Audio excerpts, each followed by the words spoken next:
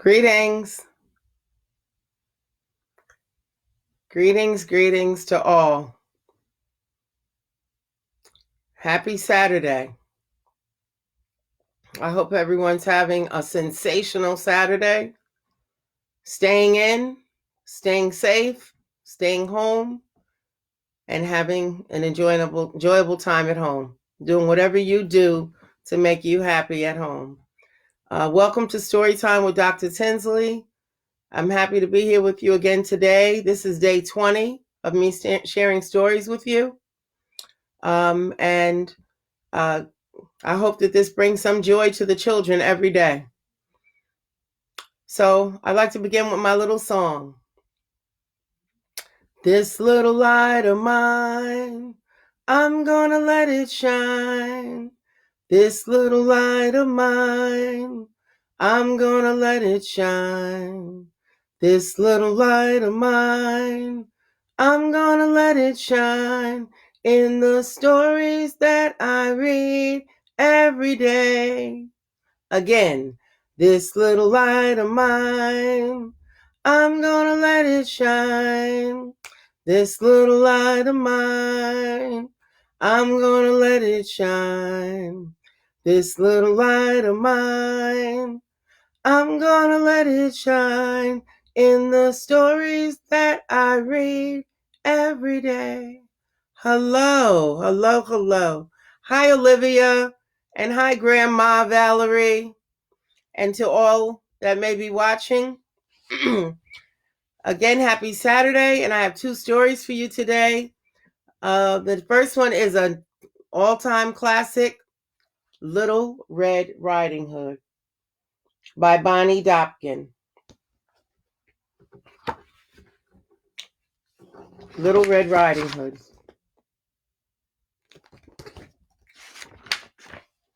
Once upon a time, a little girl lived with her mother and brother in a small cottage by the end of the forest. Her favorite piece of clothing was a long red cape with a soft, silky hood. She wore it so often that soon everyone called her Little Red Riding Hood.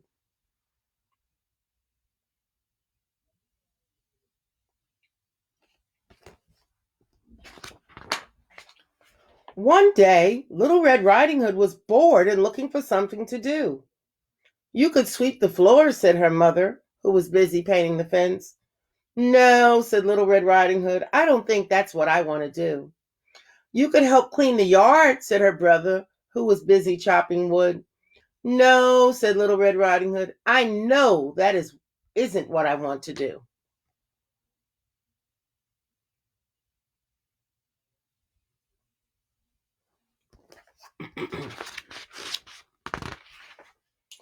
"Then you could visit your grandmother," said her mother. "You're old enough to go by yourself, and you haven't seen her for weeks." "That's exactly what I want to do," said Little Red Riding Hood. "Grandmother lives on the other side of the woods. It will be an adventure." So Little Red Riding Hood's mother packed a basket full of treats for the girl to take to her grandmother. "Just remember," said her mother, "the woods can be very dangerous. So when you leave, please go straight to Grandma's and don't be late."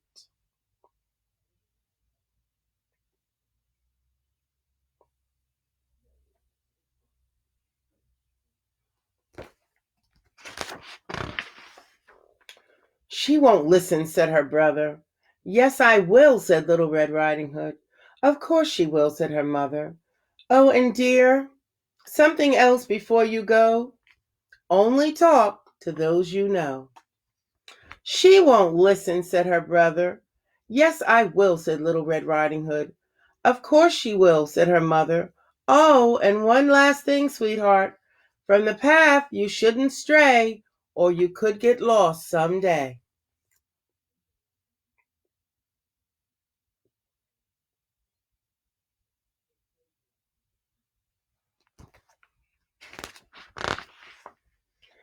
"She won't listen," said her brother. "Yes, I will," said Little Red Riding Hood. "Of course she will," said her mother. "Goodbye, dear. Give your grandmother a big hug from me." "Yes, mother," said Little Red Riding Hood.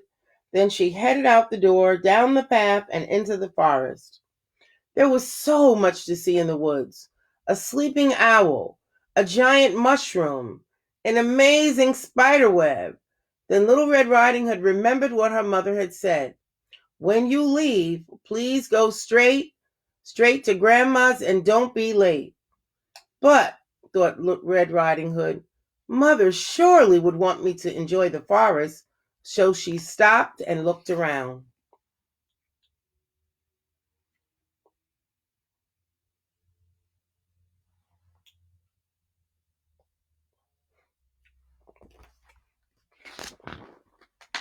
Just then, a dark shape stepped out from behind one of the trees. It was a wolf, and he was smiling a charming smile. "Why, hello, little girl," said the wolf. "Isn't this a lovely day?"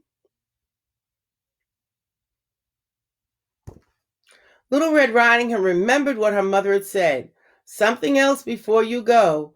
Only talk to those you know. But, thought Red Riding Hood, he seems like such a friendly wolf. Mother surely wouldn't want me to be rude.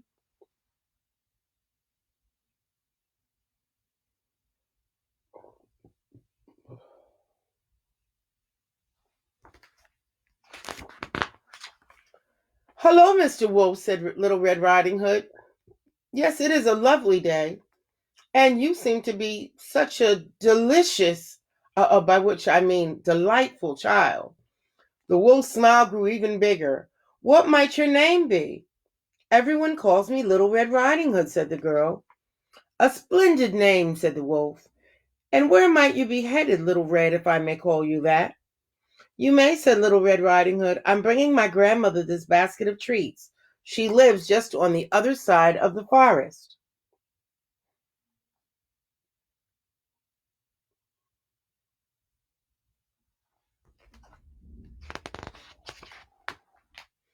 "How kind of you," the wolf said. "In fact, wouldn't your grandmother like a lovely bouquet of wildflowers as well? There are some just over that hill down by the edge of the river." Red Riding Hood remembered what her mother said. From the path you shouldn't stray, or you could get lost someday. But, thought Red Riding Hood, Mother surely would want me to bring grandmother some flowers. "That's a wonderful idea, Mr. Wolf. I'll pick some right away." And she scampered off into the woods. "Goodbye, Little Red," the wolf called after her. "I'm sure we'll meet again very soon." And then he whispered, by which I mean for lunch.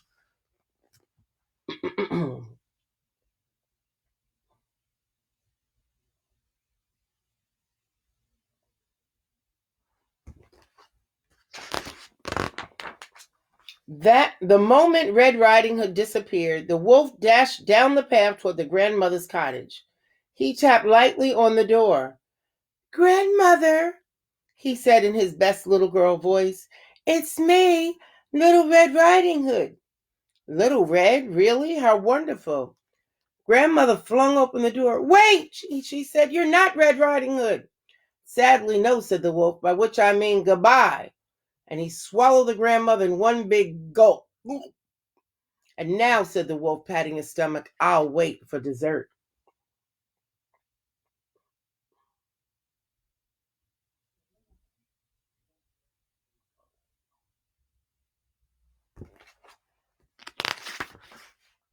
Sometime later, Red Riding Hood came out of the woods. She was dirty and rumpled, and there were burrs in her hair. "It was much harder to find the path again than I thought it would be," she said. She was surprised to find her grandmother's door wide open. She stepped inside. "Grandmother, are you home?" "Yes, dear," came a scratchy voice from the bedroom. "But I'm in bed. I'm afraid I have a nasty cold."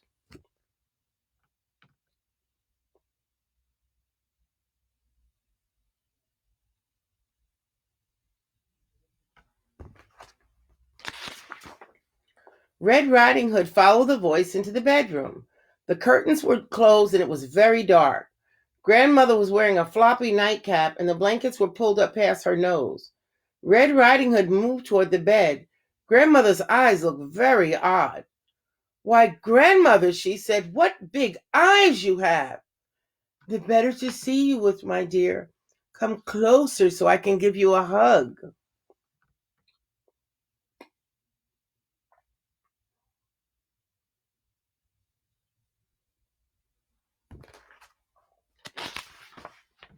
Red Riding Hood took another step and saw two odd triangles poking up under the nightcap.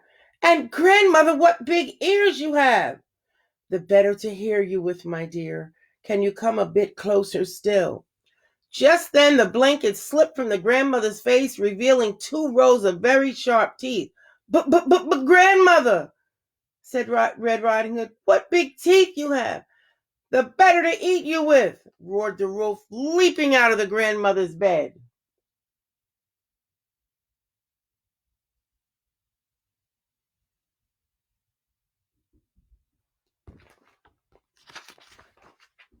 Red Riding Hood screamed. She ran out of the bedroom, through the main room, and into the kitchen, slamming doors behind her.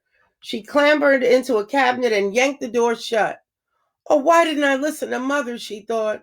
If I hadn't stopped in the woods, I wouldn't have met the wolf. If I hadn't talked to the wolf, I wouldn't have left the path. If I hadn't left the path, I wouldn't have been late to grandmother's. Then none of this would have happened.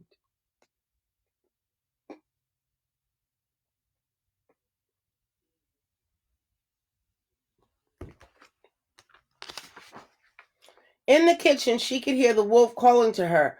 Where are you, little Red? He said. There's no need to hide. By which I mean I'm going to find you and eat you no matter what. Just then something crashed.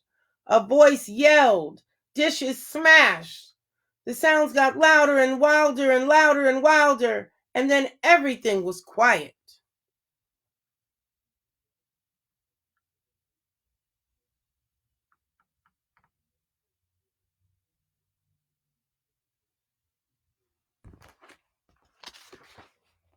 Little Red Riding Hood peeked out from the cabinet. There stood her brother, his axe in one hand. He was helping grandmother step out of the wolf. Thank you, dear, said grandmother. It was very dark in there. The brother looked at Little Red Riding Hood. I knew you wouldn't listen.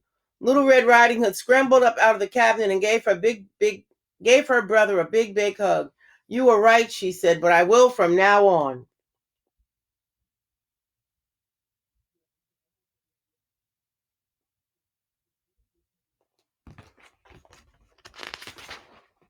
Then Red Riding Hood, her brother, and their grandmother all sat down together to eat the treats from the basket. And that's the end of Little Red Riding Hood. Boys and girls, of course, this is a fake story. This is a fictional story. They call it a folk tale. So it's not a real story that the wolf is coming to eat the grandmother. Okay? That's Little Red Riding Hood. Hi, Aunt Carol. And again, hi, Olivia and Val. Hope everybody's doing well today. I saw people that signed in, but again, I can't see you until I get off. So I wish I could see so I could acknowledge people. The second story that I'm going to read is another story by Faith Ringgold. We already read Tar Beach by her and Aunt Harriet's Underground Railroad in the Sky. Well, this one is My Dream of Martin Luther King Jr. So many people know about Martin Luther King, and now we're going to learn a little more about him today. My Dream of Martin Luther King.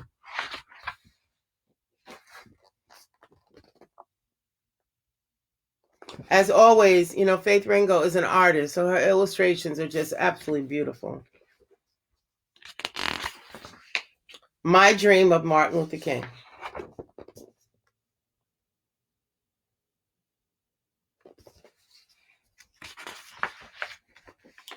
I've always been a dreamer, but the only dreams I can remember are the ones I dream with my eyes wide open. Once I go to sleep, I rarely remember my dreams. However, one day, while watching a television program about Martin Luther King Jr., I slept and had a dream that I will never forget.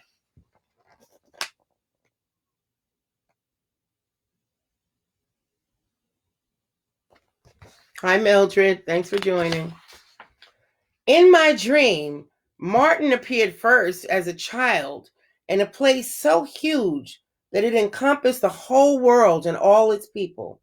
There were children and old folks, men and women of all colors, races, and religions. They carried bags containing their prejudice, hate, ignorance, violence, and fear, which they intended to trade for hope, freedom, peace, awareness, and love. Some people had bigger bags than others, but everybody had something to trade. In this place, there were steps that led right up to a light shining bright in the sky.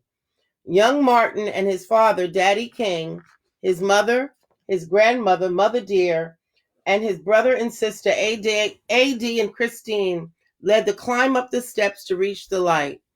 Everyone was singing the words of the old hymn, we shall overcome someday.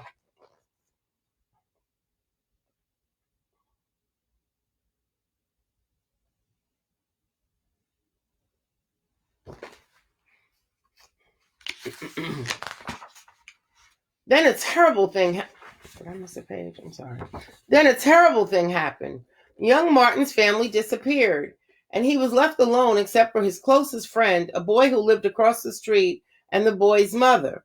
They were standing on the school steps when the boy's mother told young Martin to go away.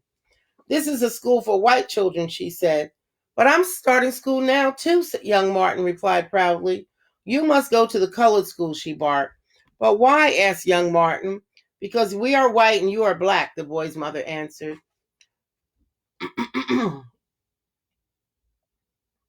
Then young Martin saw a policeman. The policeman was the same one who once called Daddy King a boy. This is a boy, Daddy King said, pointing to young Martin, and I am a man.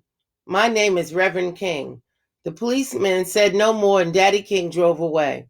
But in my dream, young Martin was alone, and the policeman ran after him, swinging a club and yelling, Halt, boy! Halt, boy!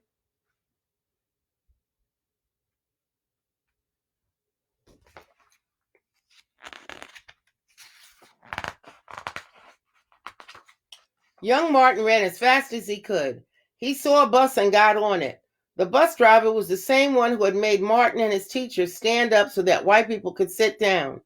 In my dream, the bus driver roared at young Martin. There are no seats on this bus for Negroes. Young Martin ran from the bus into a crowd of people who were marching and carrying signs protesting segregated buses.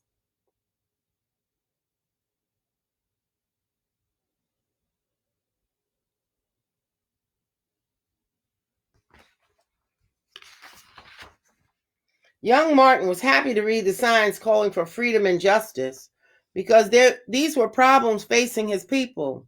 Young Martin joined the demonstrators who were singing, Ain't gonna let nobody turn me round.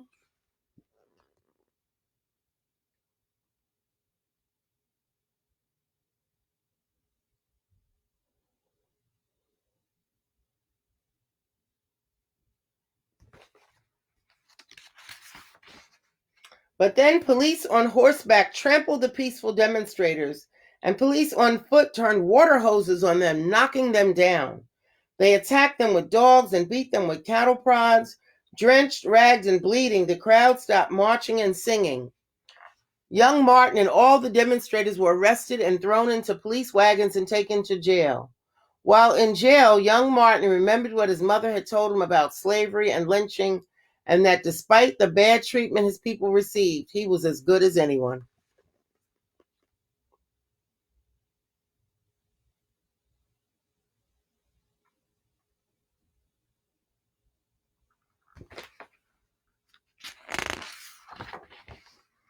Mother Dear came to get Martin. She took him in her arms, and he told her about all the awful things that had happened to him and asked her why.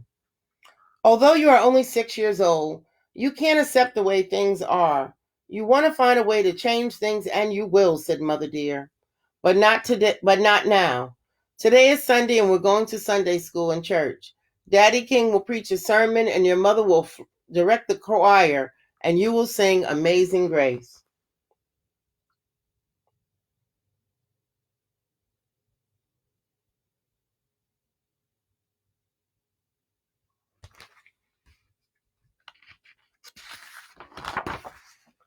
In my dream, as young Martin sat in church that day listening to Daddy King preach, There appeared in front of him a very small but powerful holy man from India named Mahatma Gandhi. I want to say it again, Mahatma Gandhi. Gandhi told young Martin about the power of love to create change and about how he had led more than 300 million of his people to freedom through peaceful resistance. Young Martin had found the answer to helping his people in Gandhi's teachings.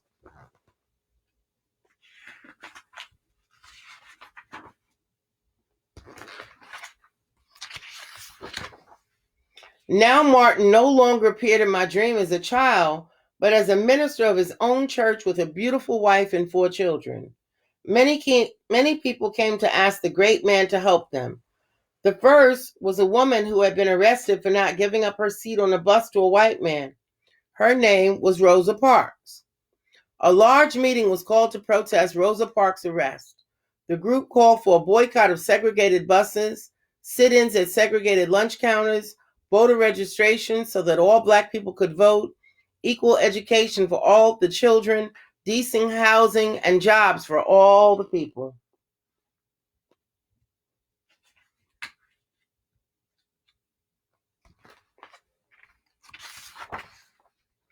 The group's name was the Southern Christian Leadership Conference, and King was its leader. He led his people to the nation's capital, where he spoke with such a powerful, resonant voice that everyone was deeply moved. I have a dream that one day this nation will rise up and live out the true meaning of its creed. King painted a picture of his dream, saying, I have a dream that one day on the red hills of Georgia, the sons of former slaves and the sons of former slave owners will be able to sit down together at the table of brotherhood. I have a dream today. In my dream, I could see King's 4 little children looking up at King's version of a better world.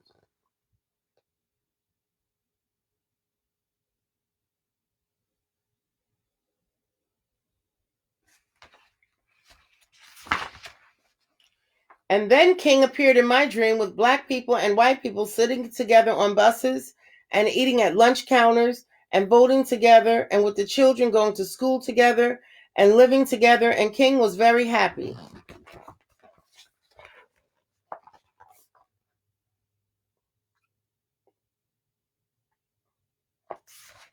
But suddenly there was a noise like a firecracker, and I knew Martin Luther King was dead. In my dream, people were crying just as we had on the day he was killed.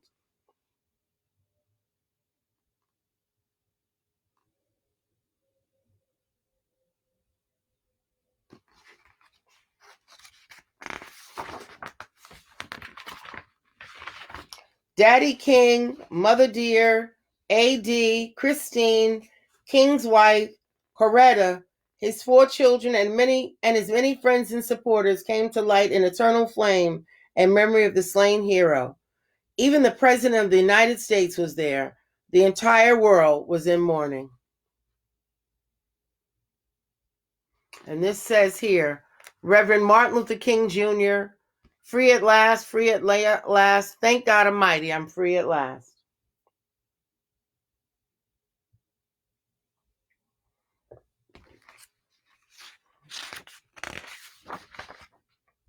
And as dreams suddenly go, suddenly I was back in that huge place with men, women, and children of all colors, races, and religions. This time we had come to mourn Martin Luther King's death by trading in bags containing our prejudice, hate, ignorance, violence, and fear for the slain hero's dream. We emptied the bags onto a great pile, and as the last bag was dumped, the pile exploded into a fire so bright that it lit up the whole world. There, emblazoned across the sky, were the words, every good thing starts with a dream.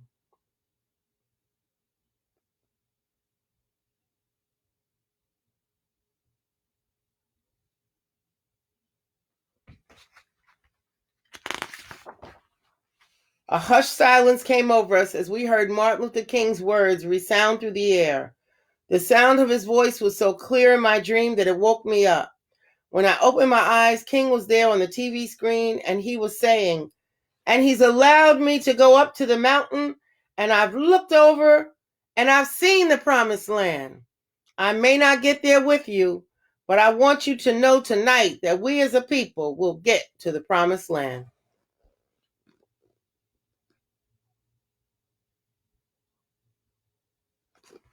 And on this side of the page, it gives you a chronology of the life of Dr. Martin Luther King Jr. and about the author Faith Ringgold. So this is My Dream of Martin Luther King by Faith Ringgold. Wonderful, wonderful artist. I'm going to close by sharing a poem that I wrote because I am a poet and a writer. And this poem is really for the adults that may be watching.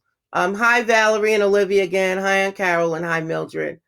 So this poem is from my last poetry book called And the Beat Goes On, Poems, Thoughts, and Snippets Along the Journey. And it's dedicated to my 4 children. It's entitled Raised Up. I raised an empress and 3 warriors. African spirits of long ago descended in you to continue the fight that still needed to be fought and wasn't won yet. I put words in you as they have been put in me, from generations past through the gift of the pen. I raised fighters to change the status quo, revolutionaries to awaken the masses, disruptors of false peace, because there is no peace with over 2 million Black folks on lockdown, homeless families from coast to coast, and death by starvation on our city streets. I raised poets, rappers, entrepreneurs, and independent thinkers to stand up for what is right on this battlefield called America. So my children, if you lose your focus and get distracted from the path, like the Sankofa bird, I raised you to return to the source and continue to fight for freedom, justice, and equality. That's Raised Up. And I'm going to read one more. And this is dedicated to all the children everywhere. And it's entitled Liberation. Standing on the front line, fighting for the survival of our youth, trying to shield their mind from colonial rule and white supremacy indoctrination. My ancestors fortified me and infused me with the armor to slay the enemy and bring change to this madness, this insanity disguised as education in this institution called school, where passions are stifled and inner fires extinguished, and the masses emerge as robots maneuvered by the 1%.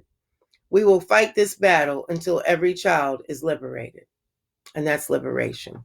So happy Saturday to everyone. Enjoy the rest of your day. I hope you have some time to relax and unwind and do things that make you happy while you're staying safe. And I will see you tomorrow, same time, same place. Be well, wash your hands, and much love to all the children watching. God bless. Peace.